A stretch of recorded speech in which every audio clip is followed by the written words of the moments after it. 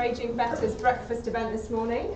Thanks for turning out. We're also joined by people online. We are going to be live streaming the discussion this morning through our YouTube channel. And for those of you who perhaps want to tell others about the discussion, it will be available after the event. So with me today, so sorry, I should have said I'm Anna Dixon, I'm the Chief Executive of the Centre for Aging Better. With me this morning for our debate are two eminent and interesting people. I've had the pleasure of chatting to them already in the green room.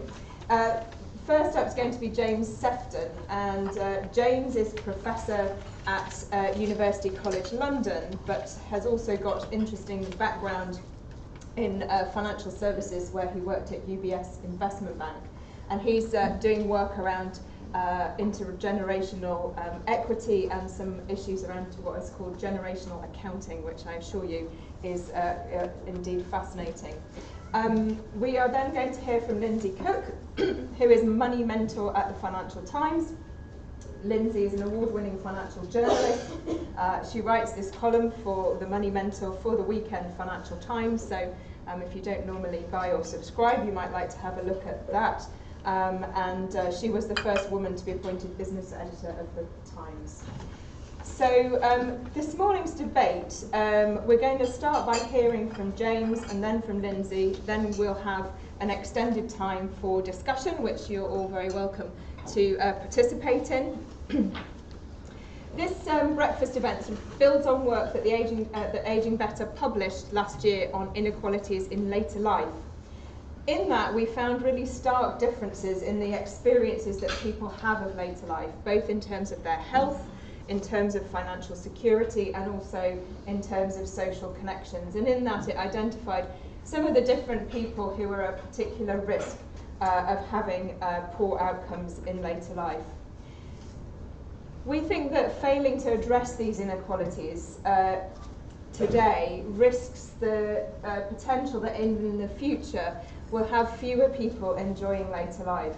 We sort of hear a lot about the stereotypes today about baby boomers sort of having never had it so good, and this sort of stereotype that millennials are struggling, to find a decent job, to afford somewhere to live, and this caricature that they're spending their money somehow on fancy coffees and artisan bread, rather than saving for their pensions. So what's the reality? Well, we'll hopefully get a bit more evidence into the conversation this morning.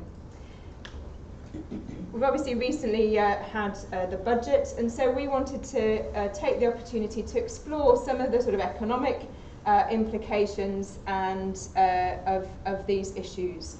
So we're really asking questions today about what's a fair way of distributing wealth through the generations, and how do tax and spend policies, including pension policy, need to change if we're going to ensure financial security not only for today's generation, but for future generations. So without further ado, I'm going to ask James to start this. I'll go to the left. Please. Okay, thanks, Anna. Right. I wanted to take a much more sort of bird's eye view, a macro view of the whole question. I think when people talk about intergenerational fairness, they tend to get bogged down in details very quickly. They start talking about houses and student loans and how tough it is for millennials.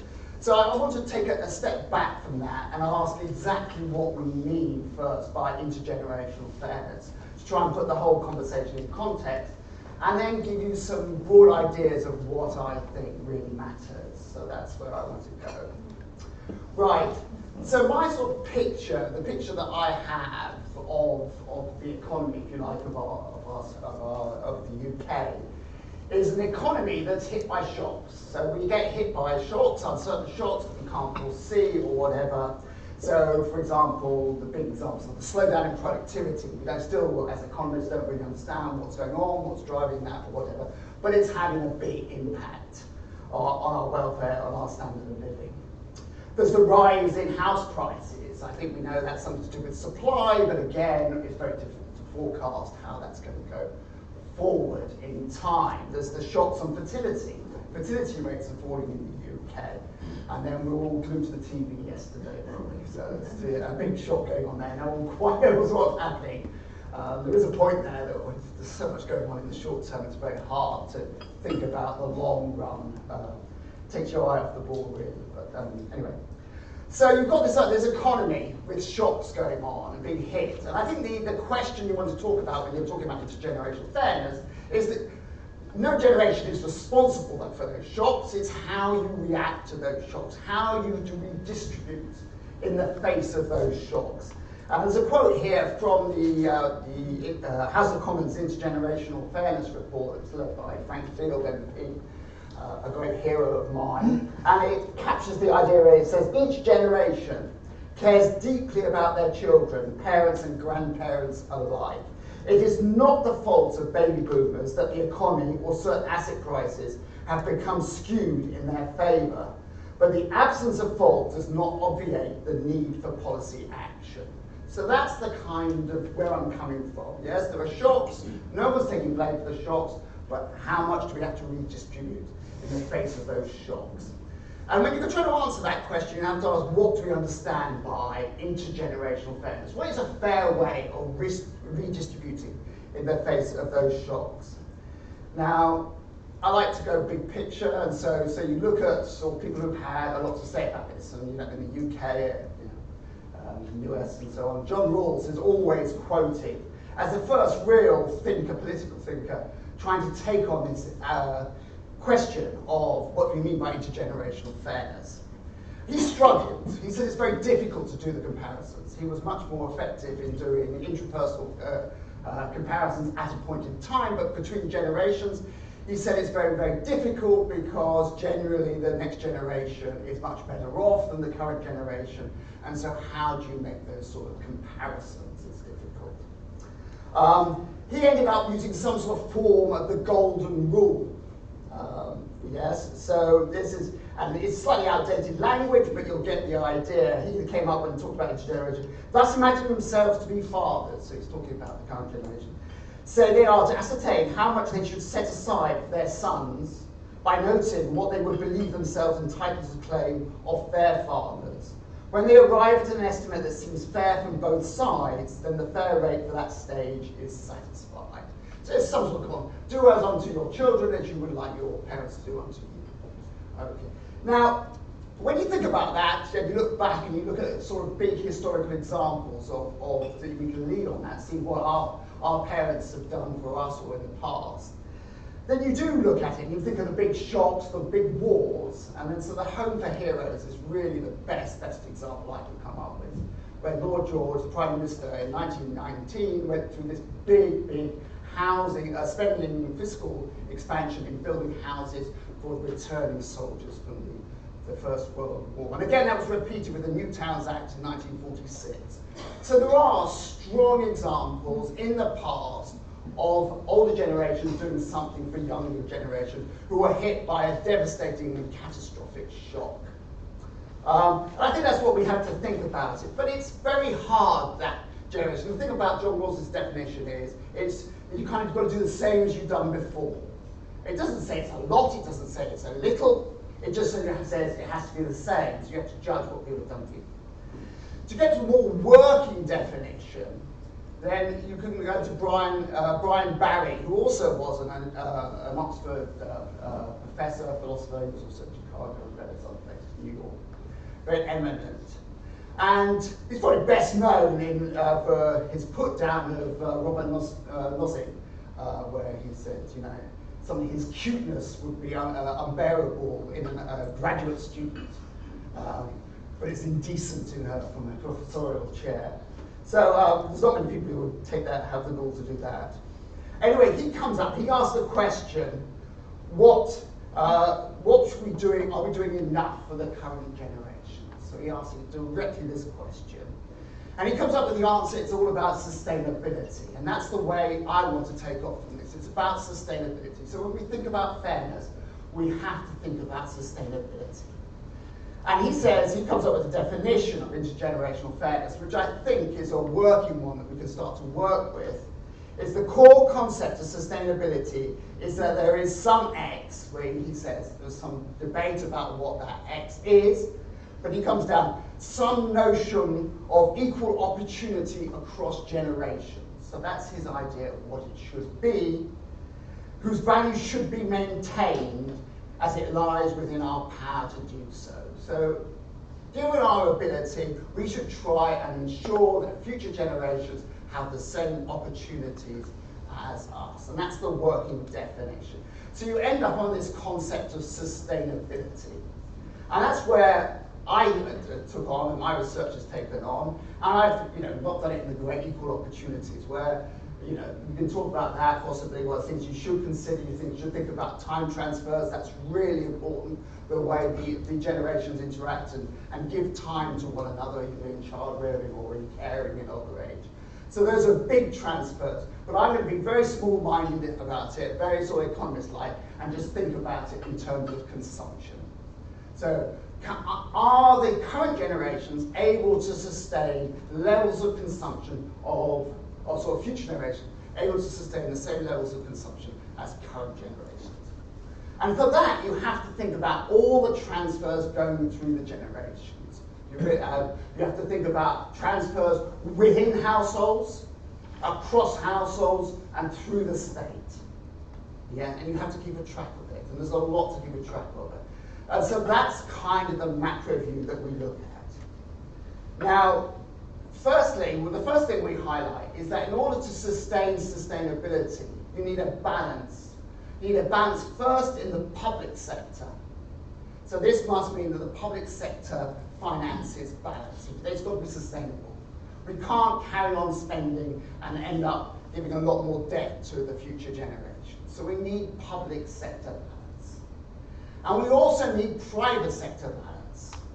So we must be giving or requesting our children enough resources, both in education, time, and in financial wealth in order for them to carry on pursuing. So what I want to do now is just look at sustainability in both those areas, the public and then the private. Now the public, I think gets to work. Right, so public transfer, the thing we try and track is this is what generational accounting is all about. It's all about tracking the transfers across the generations. So when you do transfers paid, those are predominantly taxes, and transfers received, that's predominantly benefits. So health benefits, in-kind benefits, as well as monetary financial benefits. And you try and assign those to each generation and see how much each generation is receiving of those transfers. And within the public sector, the picture is very clear. The predominant transfer is towards older generations in the form of pensions and healthcare. Those are the big sums, and the flow is up the generations. And the big conclusion from looking at that flow at the moment is unsustainable. It's highlighted a lot in the public by the OBR, something I was involved in many, many years ago, way back in the Treasury. We did the first ones then, but that's now done by the OBR in their long-term fiscal sustainability report. They highlight it is not sustainable.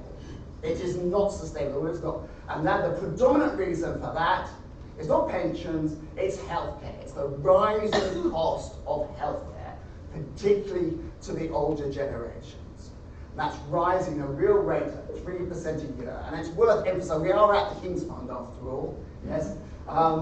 It is worth, that is the main, if you like, drag on the public finances. And that's really one major consideration, is it's not sustainable in the public sector. It's been driven predominantly by health expenditure. And a lot of that health expenditure happens in the later lives. Right, now we can look at the private sector. Now, what we've done is break down the resources and how those resources are used by each generation. So in this table here, there's a lot of data there, but you get the basic idea. I'll just talk you through it. Right, the outer circle is the resources received, and the inner circle, this is my research assistant is rather neat, I don't know how he did it. And the inner circle gives the resources, how resources are used. And the point is, in the younger generations, most of their resources all their resources over the lifetime are as a function of their wage. their wage today and their wages into the future. And predominantly, they also receive a lot from their parents, transfers down, yes, and they will receive some bequests that will be some of their resources, but the predominant thing is their actual future wage. And on the inside, they will spend that either on consumption or, at that age, they will transfer most of the resources down to their children in the future. That's a very costly exercise. I've got 5 kids, I can tell you it's expensive. Yes, and a lot of transfer of those resources going down. There's a small point there. The current younger generations are not having the same number of children. Yes, and so that drain of resources, that's cut down. They will not have to save as much as they're having less children. So you have to think about the implications of that as well. Then as you get to the sort of Middle Ages, you're saving, you've got more wealth, the human capital is less important. By the time you reach old age, it is your wealth and also your transfers received, the healthcare and the pensions you're going to receive from the public sector. So we try and track that down. And a big part of that is tracking these intra-household transfers. And the interesting thing about intra-house, these are private transfers within the house, is that they flow down predominantly. Those transfers are down the generations. So we have this picture of the public sector transferring resources to the older, and within the household, we transfer resources down in terms of predominantly childcare, looking after bringing up the next generation. So there is this flow, this interconnection across the generations. The big picture about the public sector is unsustainable. The private sector, on the other hand, what we calculate, it is sustainable. The private sector as a whole holds enough resources in the UK, 10.5 trillion pounds sterling in assets. They hold enough assets to sustain consumption into the future for all generations and the unborn included. So that, the consumption that we are doing at the moment does look sustainable, given the level of resources that we have. Now, the big question that comes in is who holds those resources? So the private sector holds those resources. However, those resources are held predominantly by the older generation in the form of pensions and houses. That's where the assets are. So you have this large holding of financial assets, but it's predominantly in the hands of the older generation. And at this point, the whole picture gets a little bit more difficult to understand. Because in order to get this sustainability, which we can say there's enough money around to sustain consumption into the future, you have to transfer this large amount, this 10 trillion, well actually, we calculate about half of that gets passed down. 5 trillion of that 10 trillion will get passed down as bequests. Yes? It's how that huge bequest will get passed down through the generations. And if it's passed down effectively, then there's enough there to sustain consumption for all generations. So it's really critical how it gets passed down. And this is where it gets a bit more muddy. Because when we look at the data and we can measure bequests and whatever, it doesn't seem to quite add up. Because roughly, over the life, about $80 billion is passed down in bequests, according to the probate records kept by the HMRC every year, $80 billion. Roughly, if you are going to get this sustainability in the private sector, we calculate you would need to have double that passed down. Yes? You would need about 160 billion to get passed down the generations. It doesn't seem that much is getting passed. So what's happening with the wealth distribution, if it's not getting passed down, is that it's shifting to the right. Older generations are carrying on and getting richer than they had in their past. But they're not consuming anymore. They're tending to sit on that wealth. Predominantly, it's houses and financial wealth. They're sitting on it. They're not spending it. So they're going to pass it on down later. Couple of minutes. Yeah, I'm going to finish. And so we look about other ways they might be passing it down. And so we look at gifts. And the ONS have done work recently, and others have done work on gifts. And again, very hard to measure. We try and measure, and we see about £16 billion per year is passed down as gifts between the generations. So it goes nowhere near to making that deficit of what's happening to this other 80 billion that needs to be passed on down. We don't measure it. We can look at how the wealth distribution is changing over time, and that gives us an idea that a lot of the problem is that we are not measuring it. The wealth distribution looks relatively stable over time when you look at about how much is held by each generation. And so that wealth is getting passed down, but we're not measuring it. It's going through trusts, or it's going through gifts, or in-kind benefits, or whatever it is, and we are not measuring it. But there is a large generational contract going on. There are large sums of money being passed on between the generations that we do at the moment do not measure, or that's what we think, in completeness. So the big conclusions to round up is, one, there's a big job to be done in the public sector. If we're going to work with generational fairness means sustainability, we are going to have to do something about the public sector. It is unsustainable, yes? And the predominant driver of that is healthcare. We have to do something, or raise taxes, or pay for that in some way. That's a big discussion. That's the main issue. The second issue is in the private sector. The private sector, there is enough wealth to support consumption into the future, but at the moment that wealth is held by the older generation, and we don't know a lot about how it is being passed on down. There is not a lot of evidence the older generation is spending it. They're keeping it. They're not going on spending their kids' inheritances, but we don't know how they're passing it down. We don't measure it well. And we don't know the impact of that on what I'm sure Lindsey's going to talk about, which is intragenerational inequality and the impacts of that. Okay, so that's the two messages I want to get across. Thanks. Thank you, James.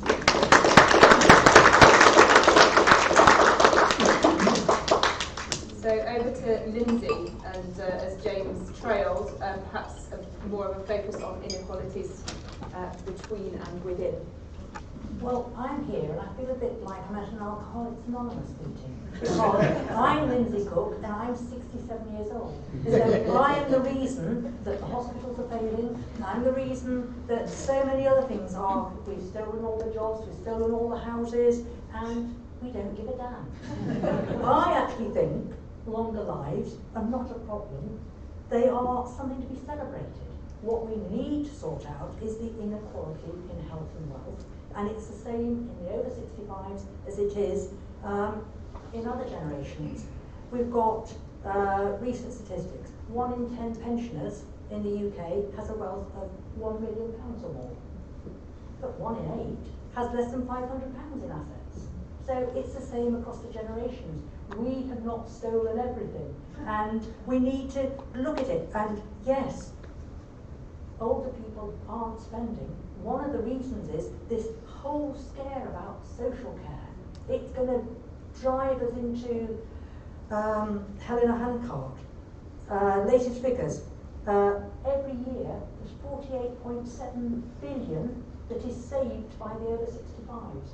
One of the reasons they're doing that is because we're being told by Baroness Altman and everybody else that we need to save for our extreme old age. How many people are in social care or in care homes? At the moment, there are 416,000 over 65s in care homes. That's 6%. Now, if I said to you, you've got a 94% chance of not ending up in a care home, you'd be happy. I've never met anybody who said, I want to spend those last years in a care home. I want to be looking at a television that's got the sound turned down, sitting next to somebody who can't hear me. So the idea is we need to develop systems so that we stay healthy longer. Now there is great inequality. What I would say on care homes, 416,000 over 65s, there's almost as many under 65s who are having to live in care homes because they've been born damaged, they've been in accidents or whatever. I'm not sure how they pay for that. I suspect they don't have all their assets stolen over 23,500 if they need to be in a care home, because that's not fair. But is it fair for people who have built up assets to worry for the last 20 years before they go in a care home, how they're going to manage. So we have 48.7 billion that is getting squirreled away at lousy interest rates. It's not as if we're making a fortune. We've had billions stolen from us since the crash because interest rates are so poor. Now nobody's saying, oh, all the millennials, they've done brilliantly, they've had cheap mortgages. No, that's not the argument nowadays. And the inequalities go further. We all hear about the triple lock. Oh my God, isn't that unfair? My goodness, we are doing so well compared to younger people. Those who retired before April 2016, their pension at the moment, if they get the full pension, is £125.95 a week. If they retired after then, they can, if they worked 35 years and got NI contributions, get £164.35 a week. Now there's an inequality there between a couple of years and age of £40 a week. Government makes things more complicated. A lot of the problems we have is that we don't have flat rate charges, we don't have flat rate taxes, we don't, we complicate things all the way through. I'm going to get £3.15 extra a week next year. It's all these different things. It's unfair, but we've got the WASPy women. They've had an even greater unfairness because they've had to work up to 5 years extra and lost lots and lots of money, £30,000 in some cases, and not enough warning. We complicate everything, and I'm all, and I'm not an economist, but I'd love to see a much simpler, more straightforward system of taxation so that people can't avoid it apart from anything else. It's straightforward. There aren't all the loopholes. There aren't the inheritance tax. Oh, I'll invest in AIM shares so that I don't have to pay inheritance tax. A lot of the reasons of that James pointed out that we don't know where the money goes when it's passed down is because they've got people like the Duke of Westminster, one of the wealthiest people in the country, who dies and pays very little inheritance tax. Now we've got to feel very grateful that his family didn't have to sell some land, but it's make it a straightforward system so there aren't loopholes to avoid the taxes. The inequality goes on in health and in employment. I was at a conference last week where Professor Linda Grattan was saying that ageism begins at 45 for men and women's careers peak at 40. And I can believe that because, and I'm beginning to think, some years ago there was some research done where somebody sent out lots of job applications and they had surname of Smith and surname of Singh. And you know what? The Smiths got all the job interviews and the Singhs didn't. I'm thinking now that we need to do an experiment where we probably look and say, put out some job applications in the name of Carol and Pauline and Anne and all the other people who are at school with me and see how many of those get job interviews. Elsie's coming back into favour, that was my mother's name. So you look, every 30 years ago there are names that identify you, and we all have to be very careful with our CVs. We're not allowed to lie on them because you can be prosecuted for that. But boy, you don't say you did O-levels. It's easier in Scotland, you just say you got hires. But life expectancy is unequal, and health is unequal in older age. Research by Willis Towers Watson showed that 9 of the 10 postcodes with the longest age expectancy were just outside London in nice areas, Kingston-upon-Thames, Hemel Hempstead, Guildford. I'm not sure about Slough, but it's probably quite nice. St Albans, Harrogate, Redhill, Romney. Worst life expectancy was in Sunderland. I suspect this was an English thing, because otherwise it would have included Glasgow. The gap in life expectancy is 9 years. The gap in healthy age is 19 years. So I'm already 2 years into be feeling ill, shouldn't be feeling very well, shouldn't be working because I've stolen somebody's job. And it's all that thing. And pensions are unequal. The people coming up to retirement now,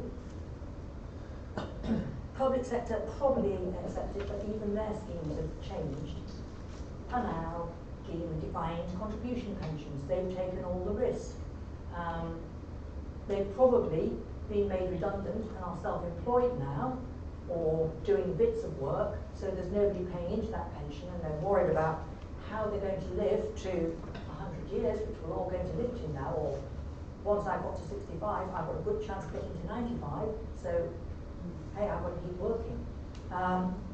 And it is, you look at the average pension fund now, everyone thinks we're all retiring, we're going to be buying villas in France, etc. The average pension pot for somebody in a defined contribution pension coming up to retirement now is 75,000.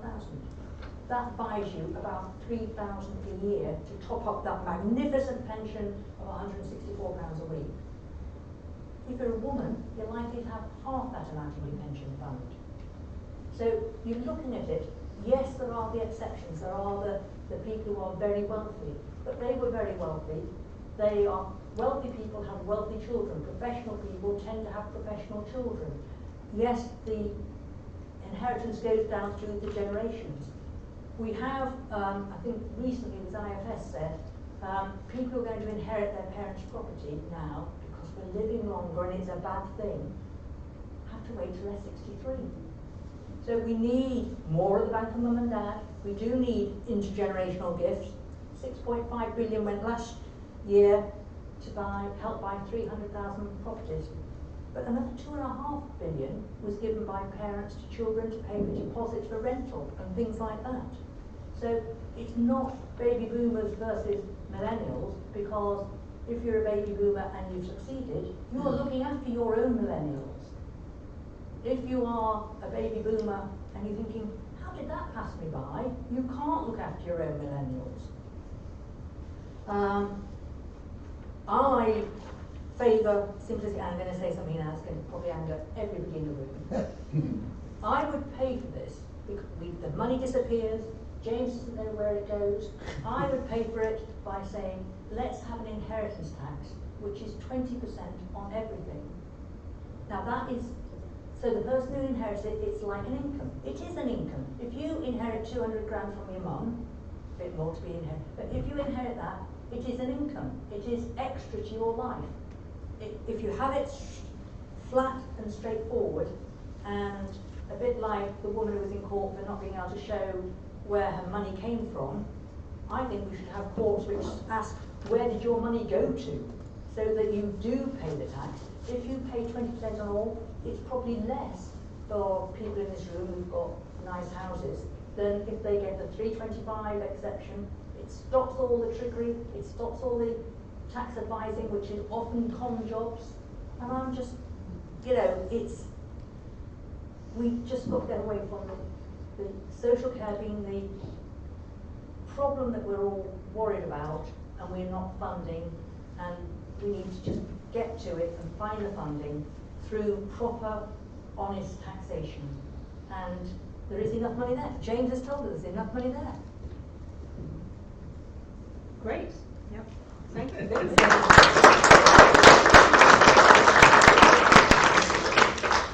So some very stimulating ideas for us to debate there. Before we sort of open up, I'll give you a moment to be sort of thinking about your questions. I might just start with a couple of questions for you both. You both raised this issue of social care, the fact that there's a concern that current older generations are sitting on wealth, I think is you described it, James. And because of this sort of uncertainty and knowledge that the state is not going to be there to provide for people in terms of their needs as they grow older, particularly if they become dependent towards the end of their life and need more expensive nursing and residential care. So we've been waiting for the government to produce a social care green paper. The autumn is now slowly becoming winter.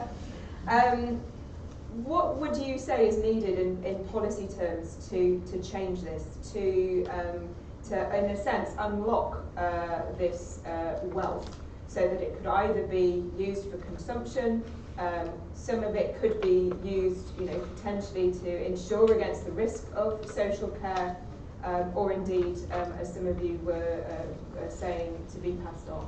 So how just help people navigate this. Why is the social care, the lack of certainty around social care funding, an issue for this generational change? Do you want to go first? Well, yeah, there's sitting on wealth. I mean, I didn't want to get the impression they were hoarding it, but and counting the chips.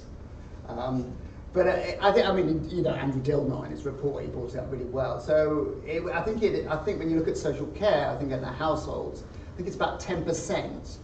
10% of households could face a bill for social care upwards of $500,000, right? So it is not a lot. It's 10%, so it's a significant amount, but it's not the majority by any means. But it's a large expenditure. So you have this large tail possible risk. And what households do is that they are scared about that happening. I mean, that is a major, major outcome, and you don't want to find yourself in a situation where you can't pay those bills. And so you end up sitting on it. So the other thing that is also that is in the debate, as you know, is that at the lower end, the lower income levels, people just don't have any resources to pay for this social care. And so there's a feeling that the lower end must be means tested because there must be support provided here. So there's a real trade-off in social care, and that's where the debate is between the means-tested bit at the bottom end and trying to remove some of this uncertainty at the top end. And it's where you put the cap at the top end and how much you means test at the bottom end. Now, my view on that is that actually people don't mind thinking, I'm going to pay for my social care. That's not a problem. What they don't like is the uncertainty. They have no idea that there could be a limitless bill.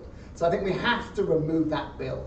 Now, that uncertainty. Now, where you put the cap is a matter of debate. I think, people are going to say, I think Andrew Dillner said 30,000, then the government came out in 2014 before they changed the and said it should be 70,000. Other people said it should be even higher than that, possibly. But I think we're looking somewhere around the 70 to 100,000 cap. And then people know if they've got cash, what it could cost. And after that, the bill will be picked up by the state. So I think you've got to remove that uncertainty at the same time that you've got to support. And that's the debate. That's the debate that's going on. Yeah, I'd go slightly earlier and say, yes, we have a worry, and I would probably argue that it's not 10% paying $500,000. I don't think the figures are that great. The average is 32,000 a year. That's the average, yeah. Yeah, and the average stay in a care home is 30 months. But one of the problems we have now currently is because local authorities have stopped providing care in people's homes. I come from West Sussex and I'm familiar with what they did about 3 or 4 years ago. They stopped providing care for people in their homes if they weren't in severe need. And for about a year, they did well. Their budget was on course and everything. And then, do you know what? 3 times as many people were in severe need, needing care in their homes. And half those ended up going into care homes because they couldn't manage. And if we just stop the relentless cutting of services so that the cheap services, helping somebody in their home, not for 12 minutes, but probably for an hour, having community services where people look out for each other, there are growing numbers of these, and I think the battle to fund healthy aging, to think of that as being something we want, age isn't a bad thing. We should be, when I started out in newspapers, I used to go and see 100-year-olds every so often, and they were like beached whales because they couldn't speak, they couldn't hear, they were still at home, but they were not. Now, you look at the services last weekend, woman of 112 talking about her brother dying in the First World War, 10 or 12 other people over 100, all totally lucid. Don't we want that? People who can look after themselves. Maybe they have somebody coming in to do their laundry or do their shopping. That's where we need to concentrate to keep people out of care homes. Yes, there is a need. There's just as great a need for people who are born with spina bifida or born too early, who have tremendous disabilities. We don't talk about that because that's unseemly. but it's seemly to talk about old people needing help and who's going to pay for it. The other thing we could be, I mean, I know this is very much at the high end, but we could be a bit more imaginative. So a lot of people's wealth is held in houses. That's the predominant source of their wealth. So you can, the reverse mortgage or equity release type products are becoming the bigger, and energy have put a real expansion on that. And so that, but you can think about intergenerational risk sharing here, and you can be a little bit more clever about it, because you can think young people want to get in the housing market, but actually they don't necessarily want to buy a house, because they want the flexibility. But they want to invest in the house because they're worried that the house prices will rise and they'll get priced out in the future. So they want to take an investment. So what happens if young people are providing the equity release so that they are taking, if you like, taking a stake in houses, right, and providing the older with the cash to then spend on hopefully care or whatever they wish. And you're starting to get that intergenerational risk sharing that's benefiting both. It's giving the assets to the old and providing the young with a stake in the real estate market. So I wanted just to come to this issue of bequests and gifts, which obviously we do have data on, James, which is good. So this is the bit that we can observe. Lindsey suggested that we should flip inheritance tax and start taxing the receivers. What do you think about that proposal and what that might do? Or is there anything else that could be changed in terms of tax policy to increase potentially the flow of money down the generations? Well, I'm an economist. So we're trained up. It's beaten into us from a very early age that double taxation is not a good idea. So capital taxes, we don't like. I can see the equity arguments. I really can for it, but there's a sort of idea that discourages savings, and that will impact capital investment and so on, and we'll all be hit by it if we start imposing the heavy capital taxes. But I think what can be done is you think about the sustainability of the public budget, and that the wealth and a lot of the assets do lie in the older generations. And we are happy with the idea that the flow from those assets gets taxed. No one's got a problem with that. So when we're talking, we've got to start reforming the council tax bill. It's inequitable, yes? You've got to start reforming that and start taxing some of the flow from these assets. And also the other big store of assets in the old is pensions. And so, again, large sums of assets held by the older generation, tax the income, that's national insurance tax, on pension income should also be introduced. So you're taxing the flow from these assets to try and cover some of the expenditure, but I'm not necessarily in favour of capital taxes. That's my as an economist. I could go on for an hour. First of all, I'm talking about lightening inheritance tax so people don't avoid it, because the very wealthy whose wealth isn't all in just their home avoid it. It's a voluntary tax for a great many people, and I think if you have a flat rate tax, which is the same as the basic tax rate for income, it simplifies it, and I've heard from chapters and people that the lower the tax rate is, the more you get in. So that was. So you weren't proposing double tax, you were sort of saying tax it as income rather than taxing it. Absolutely, I wasn't talking about double tax, I was saying it just the person who receives it. But it's already been taxed on the way in as it gets saved as income, so you are taxing the stock of wealth. Well, so is the same, I put money into a savings account. I've paid tax on it as my wage, and then I pay tax on it as a savings. We are double taxed all the time, and if we start arguing about no double taxation, I'm prepared to look at it, and I like the idea of simplifying tax. I really, really do. And anything more that you'd like to add about sort of bequests and gifts? You talked about some of the schemes where people are effectively avoiding, or different ways in which people are perhaps passing on to explain James's sort of hidden billions. Yeah. Any other sort of thoughts on that, Lindsey? Well, as I say, I think we should, if you live in a dirty great big house and you own it, and then when your will is published, your estate is £4,000, you should have to answer some questions. Great, so lots of stimulating and lots controversial. And I think we have a very good age range in the audience, so I'm sure we're going to get perspectives from across generations, which would be fantastic, about some of these issues. So if you would like to come into the debate, ask questions, can you indicate? And there are roaming mics going around, so if you can wait for them to come to you. And perhaps say who you are, that way that the people who are watching remotely will also be able to hear the questions. So we'll start in this front left-hand corner and then I will work my way across. Thank you. Karina Hyman from Aging Better in Camden. One of the issues I think we have is that there are two generations who are now quite often retired. So they've got two lots of families who are worried about how they're going to pay for their care costs. I totally agree, we've got to think about taxation in order to allow for people to have the fear of social care and in order to release that money. But one of the things with that is that my dad, he had a really nice room in his care home on the ground floor with patio doors so he could look at the birds. The people who were council funded were right at the top and had to get brought down in the morning to sit in the communal room. So the trouble with state paid care is that sometimes you still get disparity. Okay. I'm going to take a few questions if you can sort of just hold your thoughts. I'd like to just take a few questions. So there's a lady in the second row here.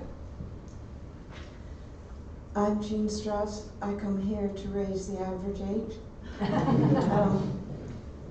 And I come also to get hope. And so I listen to various potential solutions. And in my head, I'm going through those solutions until I get to the fact that it's political and it has to be voted in, and then I feel at an impasse.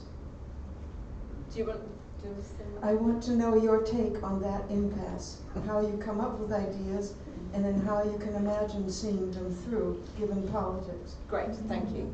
And sorry, can I do it before? Yeah. Okay, when you say well, up the age, I'm actually nearly 77 and I still work virtually full time.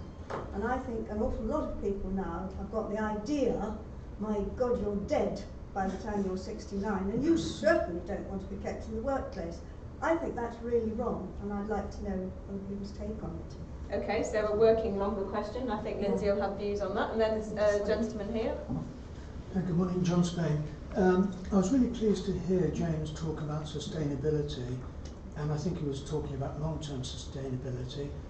He also mentioned uncertainty over social care, and one of the uncertainties is about how can insurance companies provide good contracts. They can't, because whatever they write down will probably be changed within 6 months, 3 months. And that is actually the problem. It's the short-termist outlook by politicians all the time. And that's been driven partly not just by political stuff, but also by the accounting idea that all stuff in the future has to be discounted, and that gives you 1.6 trillion, which I think is an OBR number for public service unfunded pensions. It's a very silly way of looking at future expenditure, because one number will never ever give you an adequate indication of future risks to the upside or to the downside.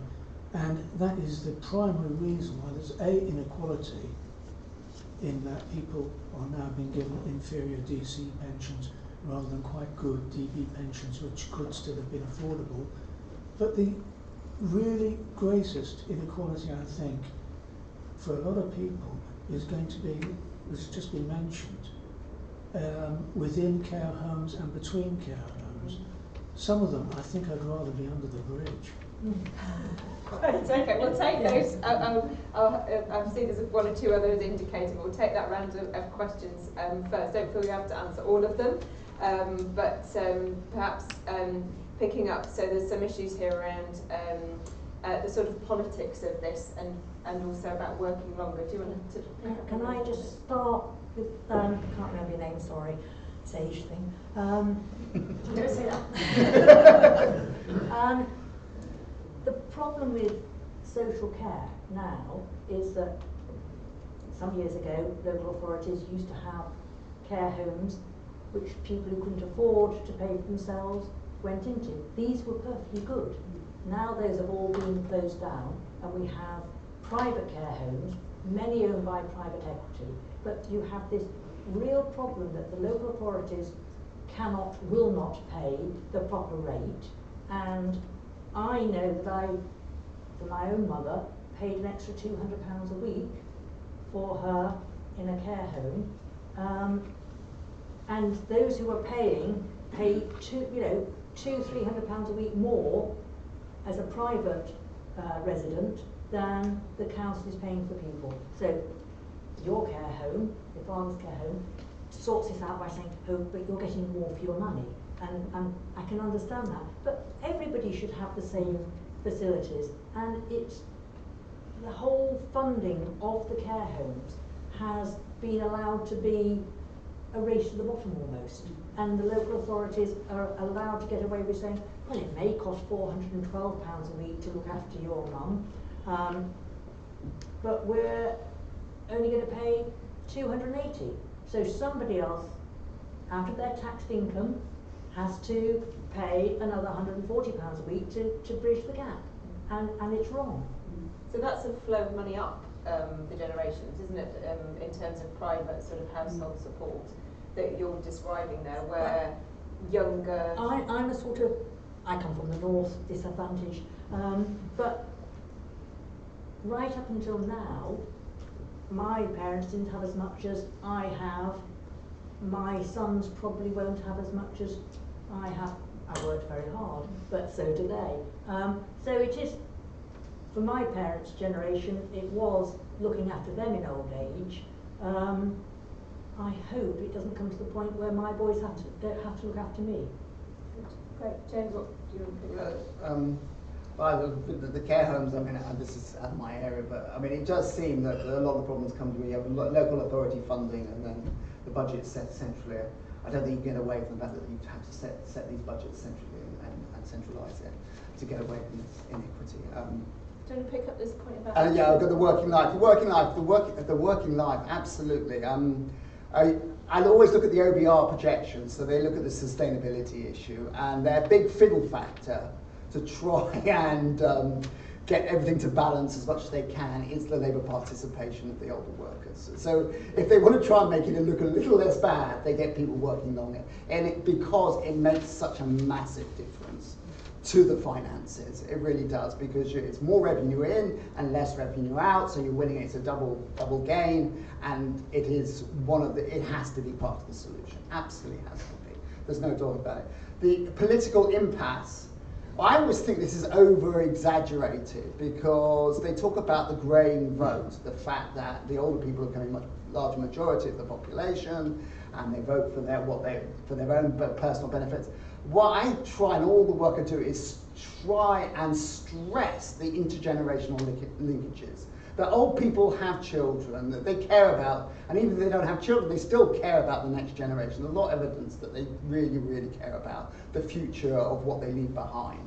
And so they take that into account. They do take that into account. So I think you've got to try and create a narrative about cooperation between the generations, rather than this talk about baby boomers versus millennials, which I think is very, very destructive and goes against. So I can think you can, as long as you start changing the narrative about how the generations relate to each other. On the intergenerational risks, on this one, an awful lot has been written in about intergenerational risk sharing, and I've read most of it, I think. And I've seen it claim that a great deal can be done through intergenerational risk sharing. My view is it's very limited. That these shocks that hit the economy hit both capital, the returns to capital, hit the old people, and they hit wages, hit the young people. They tend to hit all generations roughly about equal. And so the chances, or the ability to really start creating systems that share that risk are limited. And in fact, they're over-exaggerated, usually to sell things. So we've got the USS pension scheme at the moment, which claims that we can, as academics, we can pay ourselves big fat pensions because it's all about intergenerational risk sharing. I think it's a fabrication. I think what we're just passing is a big bill onto the next generation. I think it's over-exaggerated. I don't think there's much we can do about it. There's risks, we have to live with it. Lindsay, you're obviously still working. I am. Maybe you'll be planning on working. My mother worked till she was 72 and she was made redundant. She was a widow. It meant she lived properly. We'd left home by then. It gave her something to do. That makes it sound patronised. I don't mean that. I want something to do every day. Because I've been in journalism and media, I've been made redundant quite a few times and reinvented myself several times. I think we all need the power to reinvent ourselves, whether it's starting a small business, whether it's working in something totally different to what we've done before. I think it keeps us younger, it keeps us healthier. Yes, our generation is the reason the health service is failing. I haven't been to a doctor in 10 years. Now, other people my age are less fortunate. If you have a serious illness, we should, we don't say as a country, oh, you've got cancer, you have to pay for it. And I wish we looked at that for social care, because, as I say, 6% of people over 65 end up in a care home, possibly for an average of 30 months. So we have this scare that we're all going to end up there and we're all going to lose all our faculties, which worries us more than losing all our assets. Okay. I guess the challenge of this sort of working longer narrative is, whilst it is a win-win, and certainly, the Treasury, but the last thing that's going to work for people is for the government to tell them they should be working longer. So, how do we help people to see that, longer life can be, a time of sort of enjoyment, and that the opportunity to work longer could be a positive thing?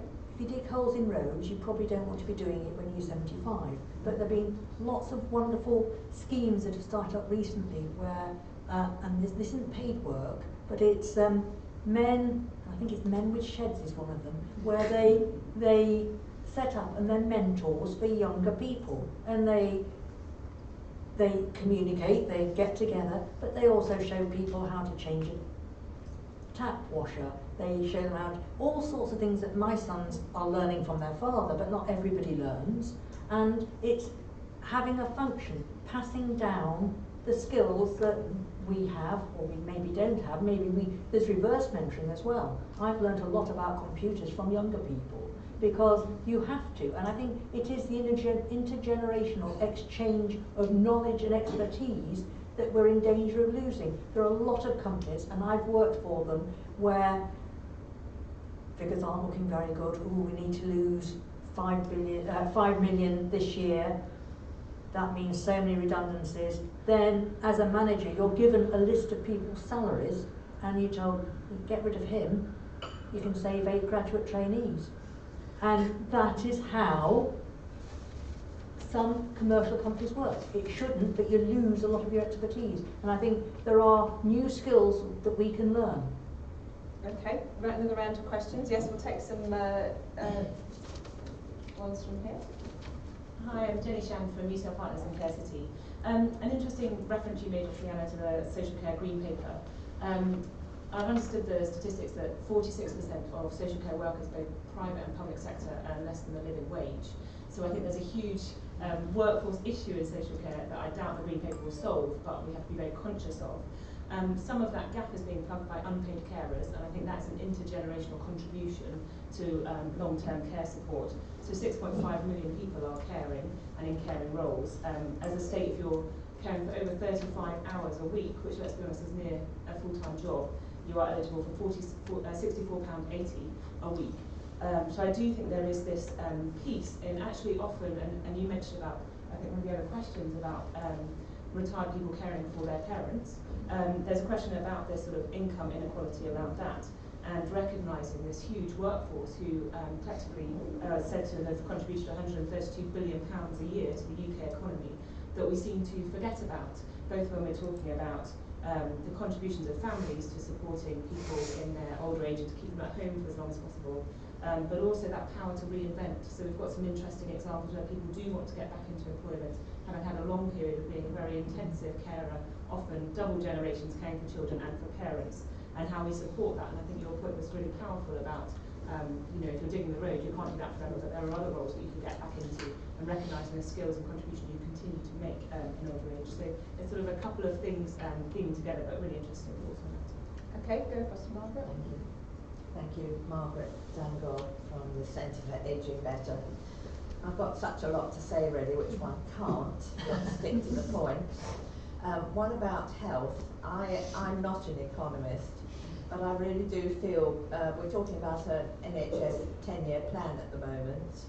I think we should be combining health with social care and look at it over a 10-year period and then decide what we all need to pay for or how we're going to manage that.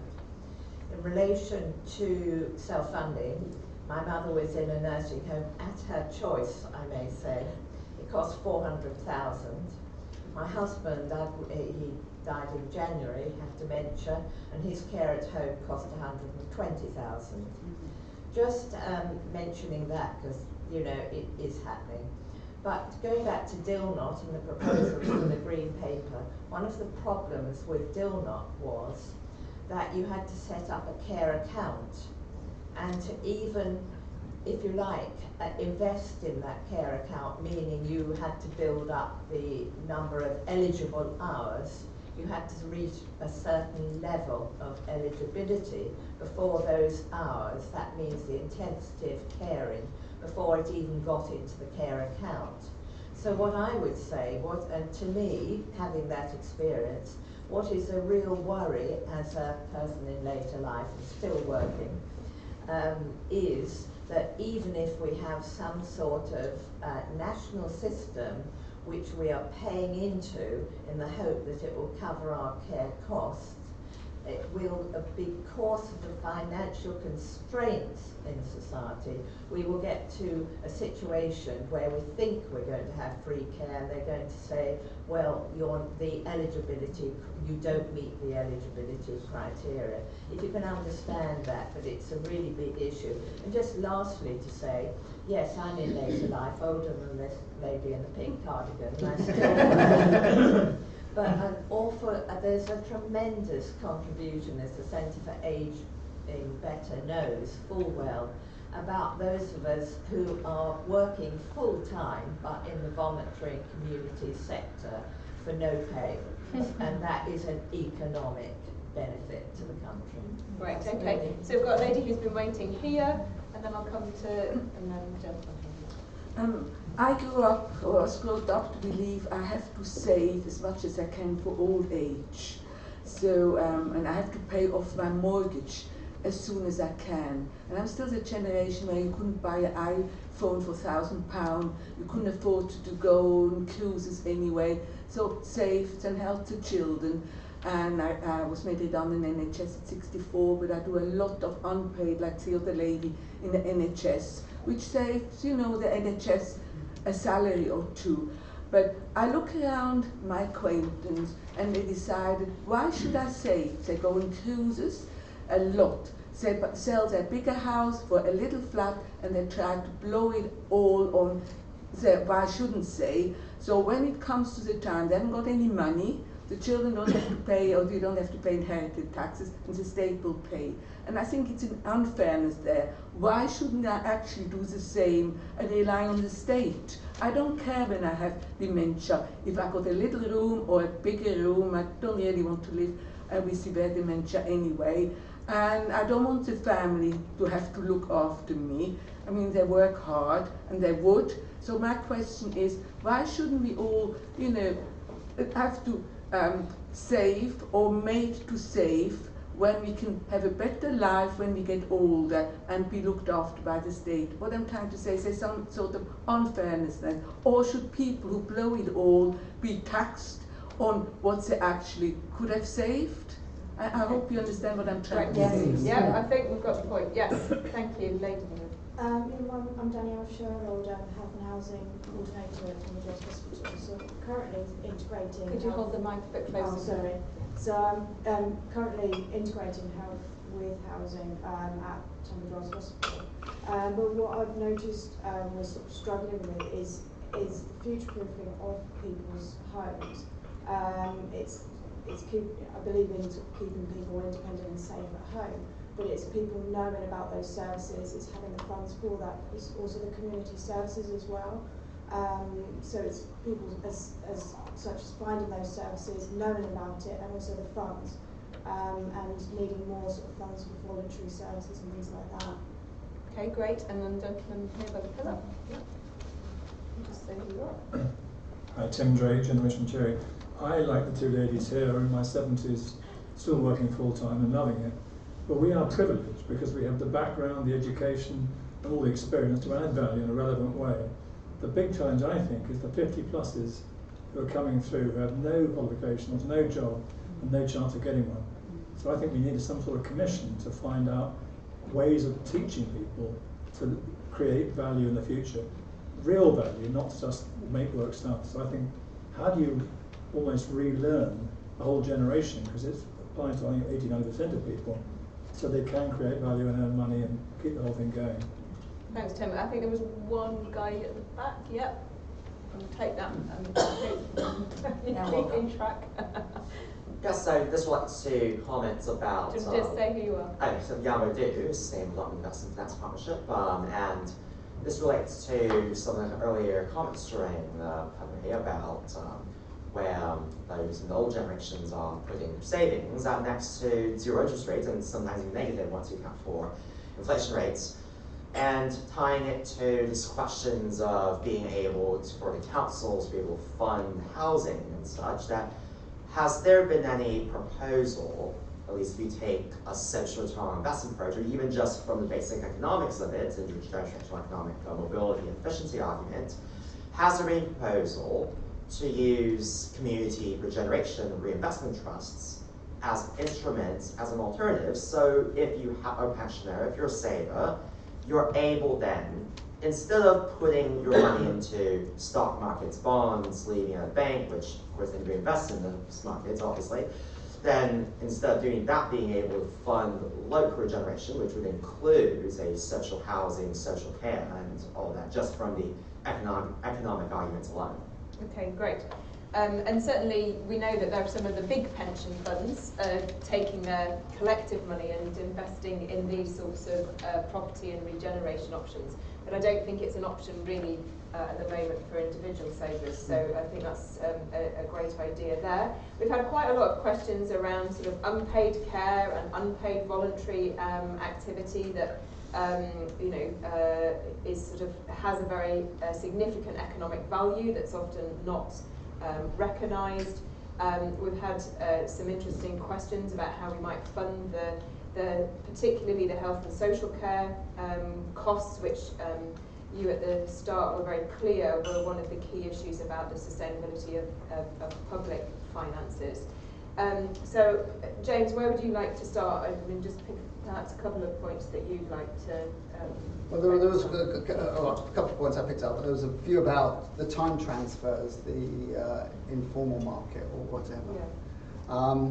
And I've seen the figure that 6.5 million carers and now some spending over 100 hours a week caring. It's next to my list of research to try and do exactly what we've done for the finances for time transfers. I think it's really important. And I think sometimes we get confused here because the amount of caring that needs to be done, the volume is increasing dramatically. So there is more caring because there are more older people. But I also know that older people are buying more care in the market as well. So they're using, so I don't know if the relative shift is to more time transfer to older people, or whether actually older people are ending being forced to buy more in the market. And I suspect it's more of the latter. So people are buying in more care, and actually time transfer is getting shifted from the sandwich generation. They're spending more time on their children and less time on the older generation. So time transfer is actually going down the generations more, and leaving the older generations to finance it more from their own pocket. But I think that's a really good question. We don't know the answer. We don't know the answer. On the 10-year health plan, I just think the answer is yes. Yes. But we need simplicity and we need time consistency. You need to believe that it's not going to change in 10 years' time. Yeah, absolutely, no doubt about it. Your question about incentives. Means testing versus universal. That goes on in economics all the time, yes? You know, you want to target the resources to the people who need it most, but that creates adverse incentives for some to spend it and then pick up the resources. It's a problem, and you know, that's why Beveridge went for universality. It's why my hero, as I said, Frank Fields, always goes for universality. Make the benefits for everyone to avoid that. Another question about homes, integrating homes. Technology. We haven't mentioned technology. Technology is going to play a massive role in this. It's very exciting, we're not really discussing it. Your point about working, I think what the point you were making up is just a huge issue, but I think it's more about inequality than generational fairness. The fact that we now have large swathes of our population who are relatively unskilled, who have been hit by globalization, yes, who haven't worked and are getting caught in a trap. And I just think it's a massive problem. But I don't know if it's a generational issue more than trying to find, retrain, or trying to hit these deprived areas. And I love the idea, as you say, of community, local trusts. I don't know of any either. That'd be great. Don't know where to start. I think I'll start with the first comment, and that's about the real living wage and the national living wage. That was a bit of a con job, wasn't it? Telling us that the minimum wage was now a living wage, and that gets subsumed into all sorts of reports, and it's not a living wage for a lot of people, particularly in the southeast.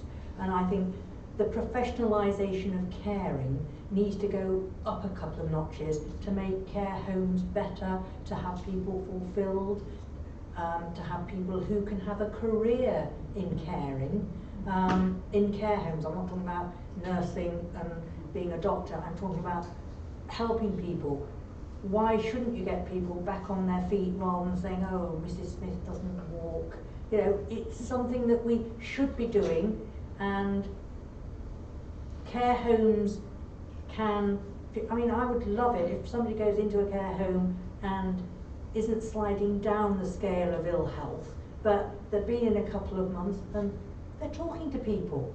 They're actually choosing what they want to eat. They're actually eating. They're actually reading a book again, or playing Ludo, or whatever it is. Whereas it does seem, for a lot of people going to a care home, they start in one room and it's getting closer and closer to the door. And it's because we don't value caring, and we don't really value older people.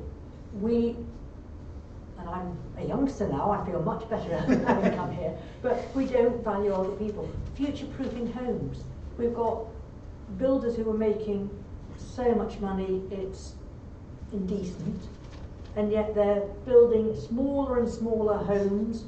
They're not really, even now they're supposed to, giving wheelchair access. They're not thinking about older people living in them. They're not thinking about providing showers that have got wheelchair access, etc.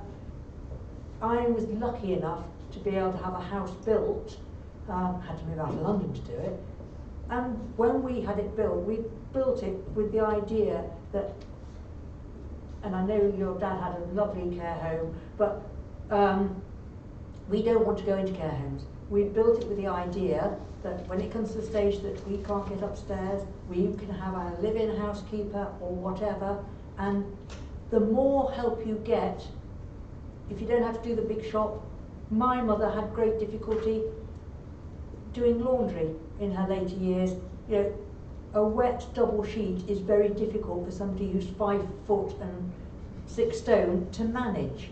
Those sort of things make people feel they can't manage anymore. If we just future-proofed our homes, made it easier for people to stay in them longer, and whether that's, and when I say community, I don't just mean paid-for community people. I'm fortunate enough to live in an area where if somebody's ill, one of us will go and do their shopping for them. And that's because we're better off and we've got cars. But if we could just encourage that a little bit more, so it's not 100 hours a week that you have to do, but more people contribute.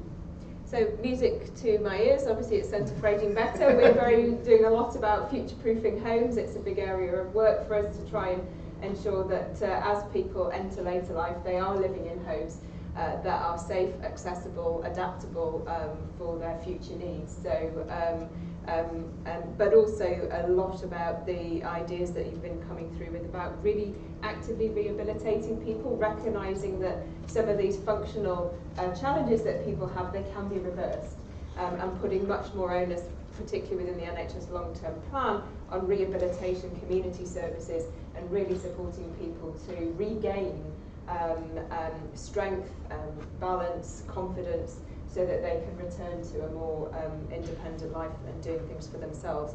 But also this sort of gap that exists between formal services and what neighbourhoods and informal support networks can offer people.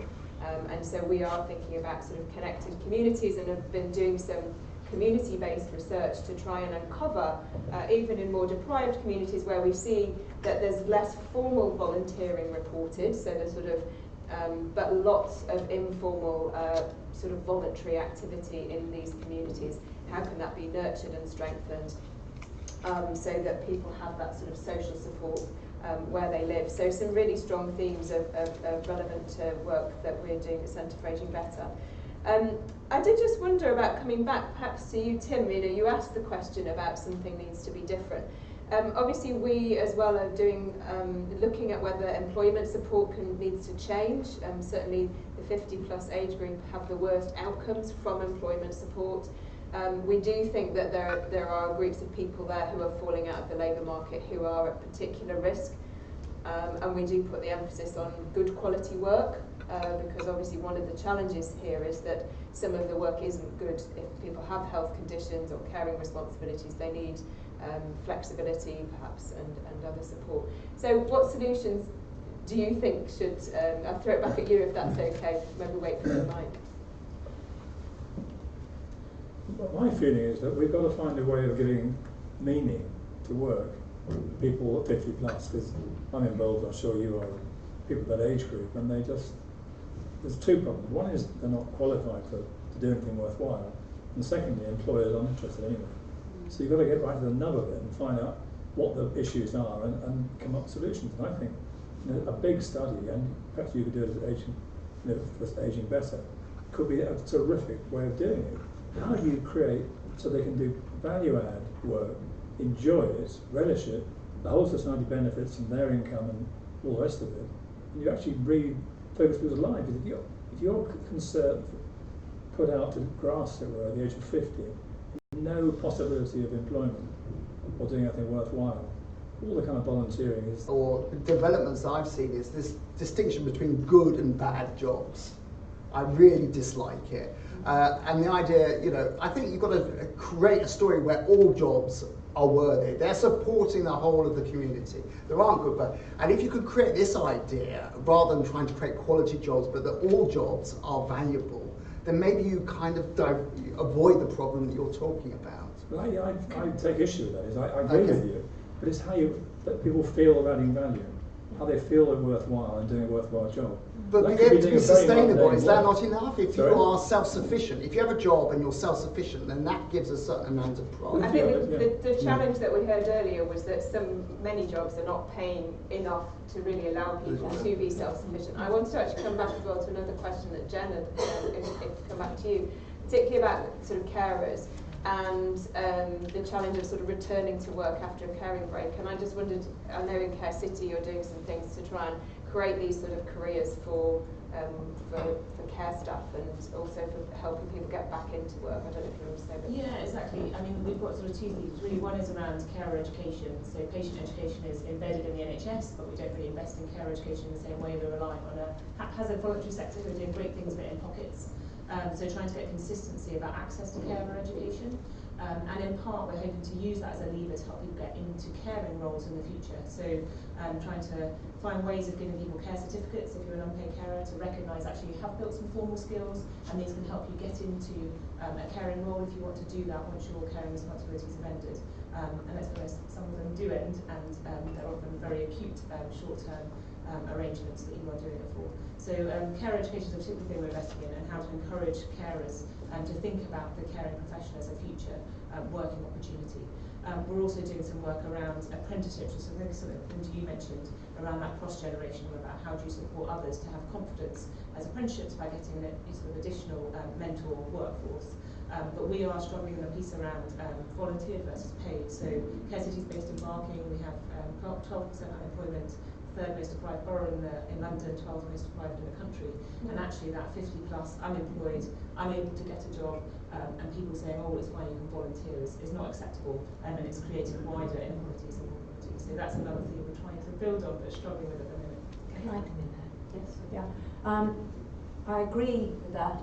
I do think there are good jobs and bad jobs, and I think most of us in this room have good jobs and we enjoy them and we want to do them for as long as possible. But there are jobs where you're out in the rain, you're not appreciated. Even nowadays, in retail, a lot of the jobs are not appreciated. But people who are coming up to 40 are still on first level jobs because employers do not train people anymore. I don't know where the training budgets went from companies, when maybe it went to the shareholders, I don't know. But we don't train people. When I was leaving school a very long time ago, people went into companies and the banks and all sorts of people would train people so their staff did it the way they wanted. Years and years ago, I can remember Abbey National doing literacy courses for people going in at the bottom. But those people often went on. We don't, nowadays, an awful lot of people stay at the bottom level and they're unsatisfied. They may want to move up, they may want to earn their own home, they may want to earn more. And I think there is a much greater need. Andrew Scott in his 100-year life says we shouldn't be looking at our lives as 20 years where we're looked after, then we probably have education if we're lucky, then we go into a job for 40 years, again if we're lucky, and then we retire for 20 years. We've got to think of a midterm, round about 50, where you are being re-educated, and it's a good job if it's satisfying. It can be a care job, it can be a retail job. If you get satisfaction out of helping people or doing something that aids society, it's a good job. I think that's the point. It's not objectively good or bad. It's about whether it's satisfying or fulfilling for the individual. Quick one, Jen, and then I'm going to bring in just a point about technology. So actually another programme we're running is a testbed for innovation at Care City, which is looking at how can we use new technologies, not as labour replacement, but labour augmenting, and actually focusing on those low-paid, low-skilled frontline workforce roles, to say how can we use technology to free people up so they've got more capacity to actually invest in training and education that doesn't change your productivity levels. I'm possibly going to put somebody on the spot, Raphael. I don't know.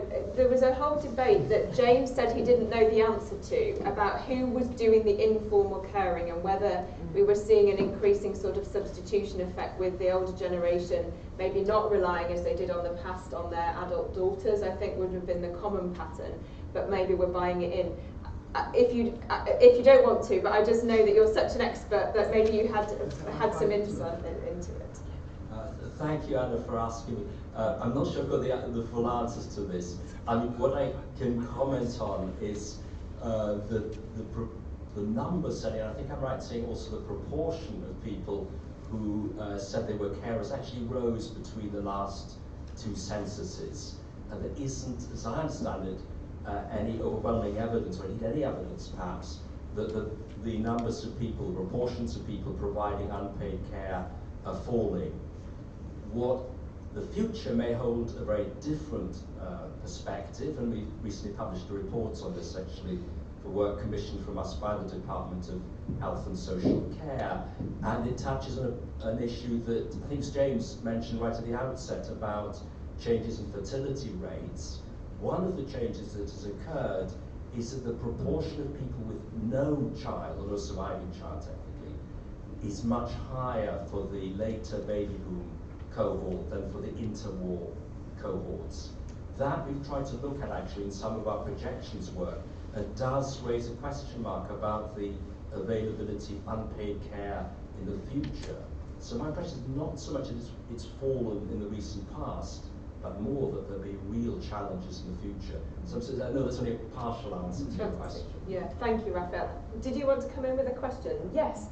I think you'll be about the last question we can take because we're running up to 10:30. But please. My name's Mary Ainsworth and I'm a copywriter, and I've started blogging actually about the problems of reinventing yourself when you're 50 plus. I'm 59.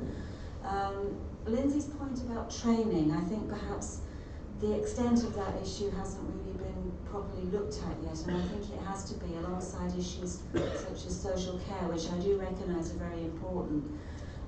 I worked for the same marketing agency for 20 years, and when they went out of business last year, I discovered that I was incredibly de-skilled, in spite of the fact that I had always worked. And the jobs that I got 20 years ago, when I was last looking for work, are now different. That people are looking for copywriters who've got technical skills which I currently don't have, and I'm looking at quite a large investment to actually acquire those skills.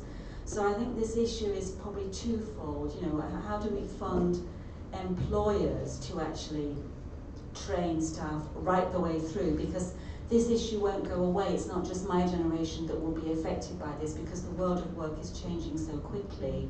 But also, how do we get individuals, such as myself, I'm guilty, to actually take that on board as well, alongside saving for your social care and all the rest of it. Great.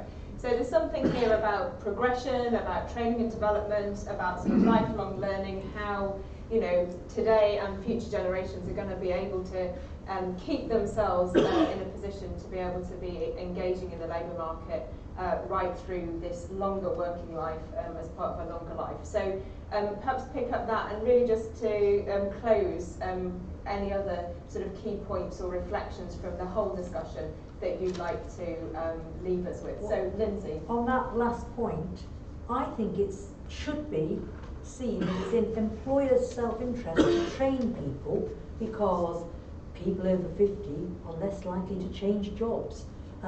People under 40 change jobs every 2.4 years, we're told. Over 50, it's like flexible working. I was told when I was helping introduce it, oh, it'll never work, etc. And then we found we've got all these people who were terribly loyal because they could work 3 days a week, or they could always leave to go and pick up their children, or they could always work Sundays, which was one request I had, and everybody loved that. I had somebody who wrote a novel because he could work 3 days a week. Now, it benefited because the retention rates for people who have training are better. If it's super training, write a contract, say you've got to work for us for 5 years if we pay for this for you. It just helps continuity, it saves the, oh, you don't agree. But I think it helps, and as I say, employers used to pay for training for their staff, and they had consistent standards. And if from the debate today there was one thing that you felt in terms of particularly thinking about economic policy, which was the sort of context for today's debate, that needed to change, of all the ideas that we've sort of floated through the discussion, as the one that you would pick out and say? I think we need more information about later life health, about what the social care needs are, what the real costs are, and a proper, fair way of dealing with it. Not, you know, we've talked about Project Fear. I think there's Project Fear when it comes to social care. Okay, thanks, Lizzie. James. Well, I've had emails which I heard of, now finally seen your face. Thank you very much for all your help. Yeah, my big thing is, I really, the one message we'll get across is that it's not millennials versus baby boomers, and to kill that one. And that you can hear it in the room here. Everyone's got wonderful, great ideas about how to help that connectivity, how the generations work together. And that's why I don't think it's going to be a great war. It's going to be something we'll work through. And so very excited to be part of it. Great. So I think we take from this that there is still intergenerational solidarity is alive as well. And therefore it'd be great if public policy embraced the idea that we want solutions that can work for everybody, for every generation, and recognising that we are interconnected, and many of us live in families, households which are intergenerational, and that there is a lot of both monetary and time transfers in kind that are going on between us all, and these are very important, and they flow, it seems, in different and varying directions, which all adds up to a degree of solidarity that perhaps is not widely recognised. But we've heard lots of ideas for different public policy solutions, different tax and spend ideas. We've touched on housing, employment, voluntarism, and as I said, I was in Treasury yesterday, and I think there is a need for the sort of time transfer analysis. So I'm happy to talk to James about that, about how do we really capture the full economic and value contribution that is being made across all generations, and not to look too closely just at the that public sector view of tax and spend, which I think is oversimplifies the way that we cooperate.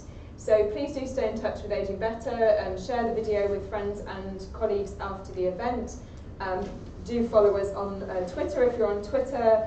Look out for our reports and future work, and do come to future events. But thanks very much for joining us today, and those online, and hope you enjoyed the discussion. And if you join in thanking us.